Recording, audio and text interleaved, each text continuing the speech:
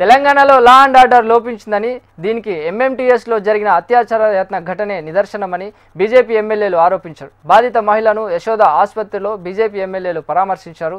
తెలంగాణలో పాలన గాడి తప్పిందని 15 నెలలు గడుస్తున్నా ఇప్పటి వరకు హోంమంత్రి లేకపోవడమే ఇలాంటి సంఘటనలకు నిదర్శనమని బీజేపీ ఎమ్మెల్యేలు అంటున్నారు. హైదరాబాద్ లో మహిళల పట్ల జరుగుతున్నటువంటి ఈ దాడులను అదే విధంగా ఈ రోజు 22 సంవత్సరాల అమ్మాయి ఎంఎంటీఎస్ లో ప్రయాణం చేస్తున్నటువంటి ఆ అమ్మాయిని అగంతకులు ఆమెను బలవంతం చేయబోతే ఆమె ఏమీ దిక్కుతోచక స్పీడ్ లో ఉన్నటువంటి ఆ ట్రైన్ నుండి తన మాన ప్రాణాన్ని రక్షించుకోవడాన్ని ట్రైన్ నుంచి కిందికి దూకడం వలన ఆమెకు విపరీతంగా గాయాలైన ప్రభుత్వ ఆసుపత్రిలో చేర్పిస్తే 24 గంటల వరకు కూడా ఆమెకు సరైనటువంటి వైద్యం దొరకలేదు.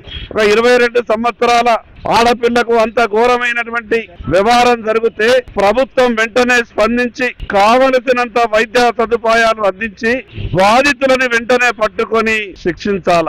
కానీ ప్రభుత్వం నుంచి ఎటువంటి స్పందన లేదు. భారతీయ జనతా పార్టీ మా మహిళా నాయకురాళ్ళు రాష్ట్ర భారతీయ జనతా పార్టీ మహిళా మోర్చా అధ్యక్షురాలు శిల్పారెడ్డి గారికి వార్త తెలిసిన వెంటనే ఆసుపత్రికి సందర్శించి జరిగిన విషయం మీద అంతా ఆరాధించిన తర్వాత మా రాష్ట్ర పార్టీ అధ్యక్షులు కేంద్ర మంత్రి కిషన్ రెడ్డి గారికి కేంద్ర మంత్రి బండి సంజయ్ కుమార్ గారికి విషయం చెప్పిన తర్వాత ప్రభుత్వం పట్టించుకున్నా పట్టించుకోకపోయినా వెంటనే బాధితురాలని ప్రైవేట్ ఆసుపత్రికి షిఫ్ట్ చేసి మెరుగైన వైద్యం మన తరఫున అందిద్దాం. తర్వాత చేయాల్సిన కార్యక్రమాల మీద ప్రభుత్వం మీద ఒత్తిడి తీసుకొద్దామని ఈ రోజు భారతీయ జనతా పార్టీ తరఫున ప్రత్యేకంగా బండి సంజయ్ గారు చొరవ తీసుకొని ఆ యొక్క బాధితురాల్ని ఇక్కడ యశోద ఆసుపత్రిలో వైద్య చికిత్స నిమిత్తం చేర్పించడం జరిగింది.